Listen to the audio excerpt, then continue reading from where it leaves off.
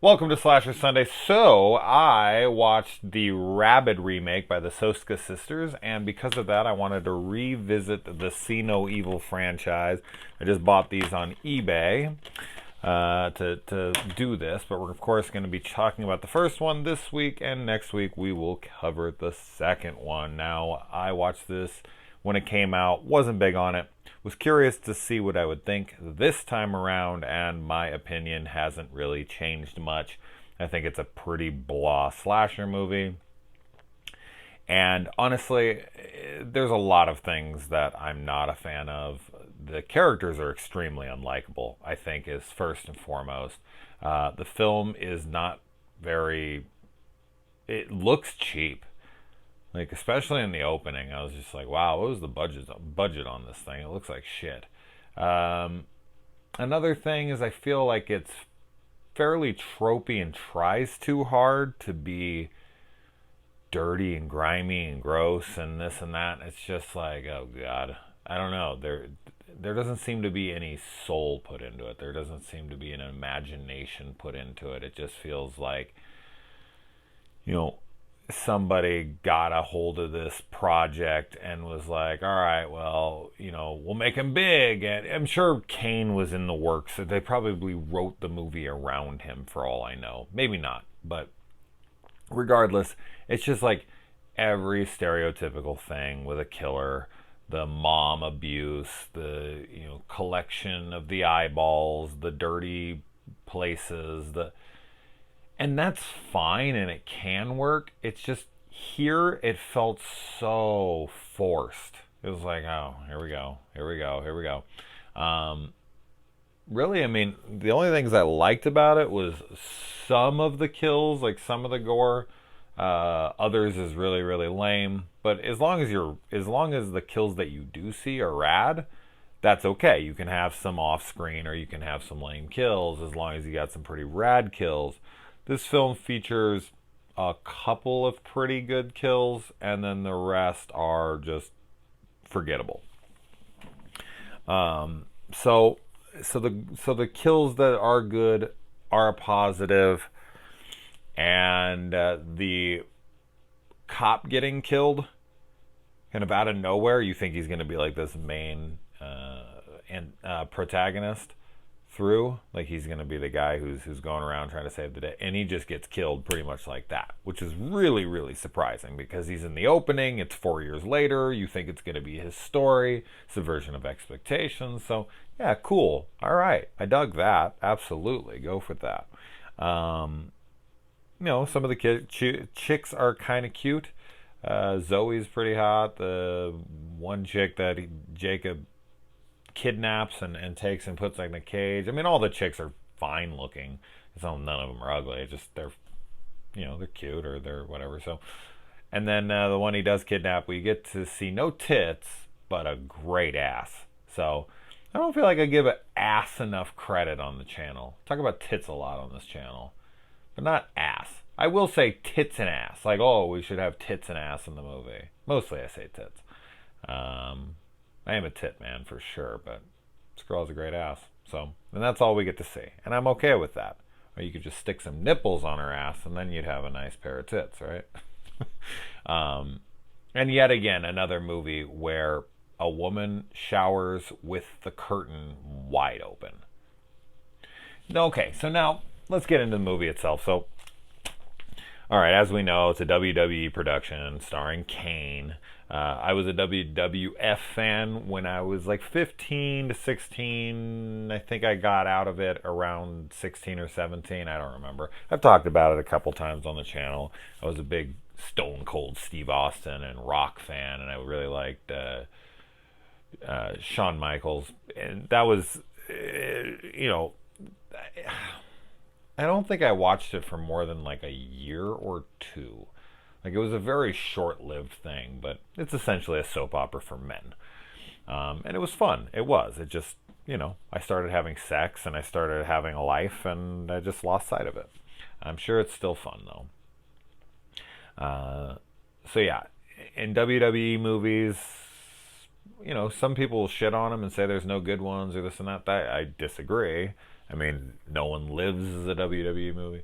The Day, isn't that with Ashley Bell and Monahan and like all these freaking big names? It's a pretty cool movie. There's other ones too. I'm just forgetting what they are. So WWE does make some decent movies. The opening with the girls whose eyes have been taken out and the camera actually goes through her sockets like into her. That's actually pretty cool. I dug that.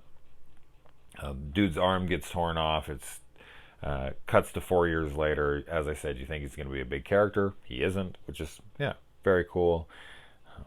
And I like how in the opening, though, when they come in, they hear the scream and they go to investigate. He's like, shouldn't we wait for backup? And he's like, I can't remember what he says to him, but like, you wait for backup or something like that. And it's like, yeah, okay, maybe you should call backup. Like when you heard the scream, like dispatch, whatever, I need fucking backup here, whatever the fuck they say. I don't know what the fuck they say, but it's just funny. He's like, wait for backup, and then he's like, you wait for him or whatever. It's like, you gonna call him because there was no backup called for. So stupid. There's a lot of stupid shit like that in this movie. Like, so these are like juvenile delinquents, or I don't know if they're not juvenile, but they're delinquents that are on some kind of a co-ed program where they're going to be staying in a hotel.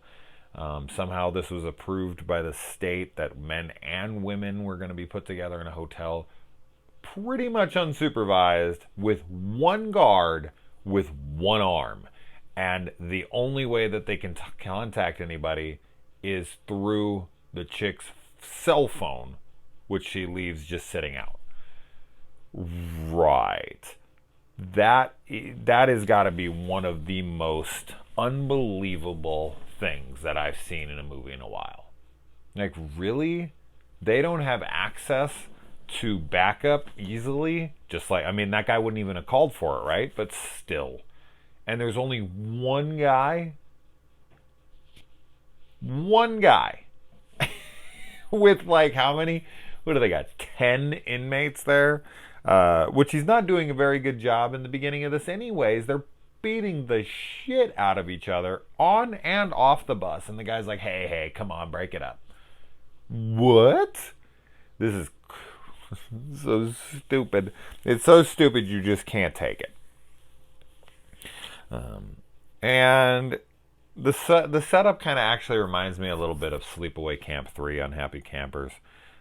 All the delinquents being put together, co-ed like this, and every character pretty much being unlikable and whatnot, except for the killer, Angela, in Sleepaway Camp 3 is a much better killer than Jacob Goodnight.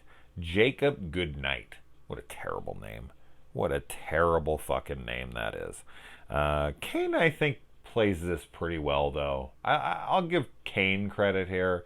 I do think he plays this role pretty well.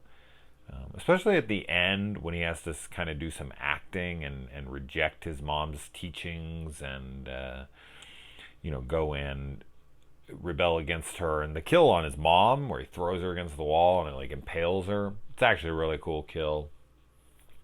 When he digs that one chick's eye out of her face, or no, it's a guy. Sorry, it's the I don't know what race he is, but the dude's that is about to get laid and then doesn't. He grabs that guy's eyes out of his socket and like rips through the skin and all that.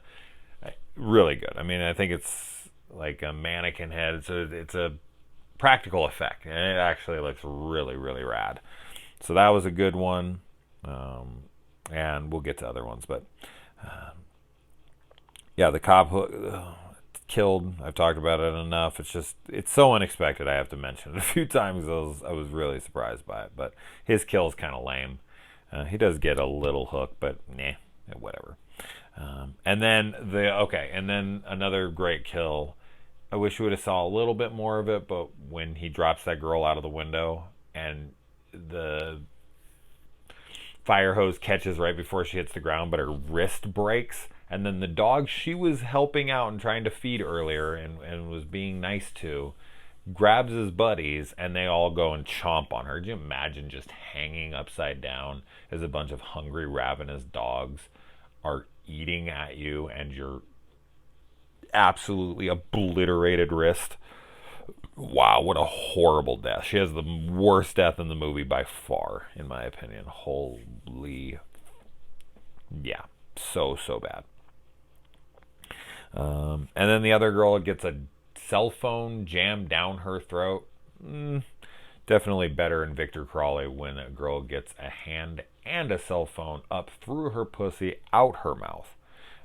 Speaking of Angela, I like that he wallpapers his wall with all the $100 bills that he found within the safe, because money is nothing to him. But you would think the money would be something to his mom, so she probably wouldn't be so keen on that. But then it's revealed. Now, I will say this. Michael, right? That's the name of the douchebag fucking tough guy in this movie that I want to punch so fucking hard in the face. Him and Jacob's mom. This is how much the characters are unlikable. I completely forgot about both of them. Completely forgot about them. Like when she came back in, I was like, oh shit, I forgot about that lady. Oh, she must be his mom. And it's like, of course it is. And then the other guy comes in and he has like his, what's that dude's name from Friday the 13th Part 3? The black biker who leads that gang. It's like fucking him and another dude and a chick.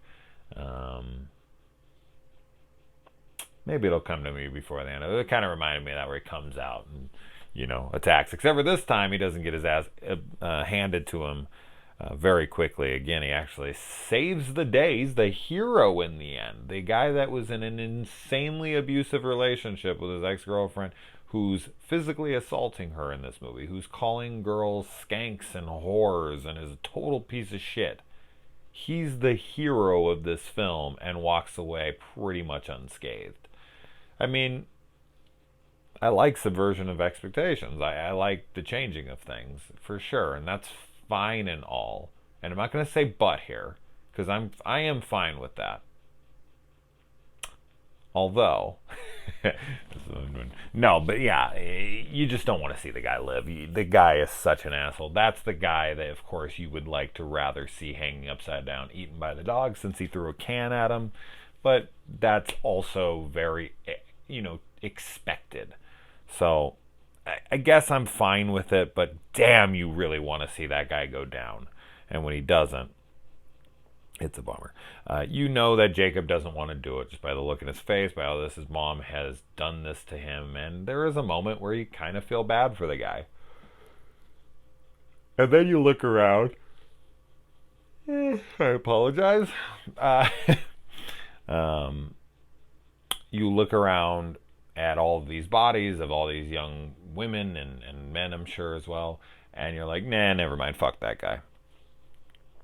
The song that plays throughout the movie, the Children of the World or whatever, that became like It's a Small World after all for me. Like, you get in that ride long enough and you're like, oh my god, kill me. What's that Escape from Tomorrow movie where they had to ride like Small World 50 fucking times or something to get the shot? If you don't know about that movie, you should look into how it was made. It's pretty wild stuff. Guerrilla filmmaking with inside Disney World. Pretty cool, impressive stuff there. Weird movie too. And the hole in the back of his head, what are they trying to say with this? He's got maggots crawling out of it. This is a wound he sustained 4 years ago. He was shot through the head. So is he supernatural? Is he immortal? Is that like he's dead? He's dead. If he's a real man, he's dead. There's no way he could survive this for any reason. But there you go. And speaking of not being able to survive it, him falling through the window, which is actually a really cool sequence, with him falling down and through the atrium, and he's hits this, and the pipe's in his eye, and it like hits the thing, and it rips out, and it hits, and it goes inside his body cavity, and it shows his heart getting punctured and things. It's actually really cool. I mean, yeah, obviously there's some CG in it, or a lot of CG in it, but you know, I liked it. I dug it. You got to watch him fall all the way down, all the things that happened to him from the pipe and all that stuff. I dug that. But you want to talk about finality? That dude is out, indisputable. We see the inside of his body, and his heart gets stabbed and punctured, and he had a pipe through the brain. I would say this, and he fell what 4 or 5 stories to the ground. The dude couldn't be more dead. He's beyond dead. And yeah, I think that's all I got to say about that one. It's a kind of a shorter slasher Sunday, but you know, don't have a lot to say about this one. I look forward to seeing the second one. I remember liking it more. It's got Daniel Harris and Catherine Isabel in it, so that alone puts it above this one. Because yeah, I mean, as I had said, oh yeah, Michael England's in this one too. How cool. Oh, it has his real name on here. What is it? Glenn Kane Jacobs. All right, there you go. But yeah, I just didn't like anybody in this movie. I didn't like any characters. I didn't give a shit if they lived or died. The girl in the cage, of course, I don't want her to be abused. I don't want any of these people. Well, Michael, a dickhead. I wouldn't mind if he got smashed a little bit, but everyone else, I was just kind of like, whatever. Like, I don't give a shit other way. The setting was okay. As I said, it all just kind of becomes very obvious. And for me, that was not fun. So I look forward to next week, though. See you then. Adios.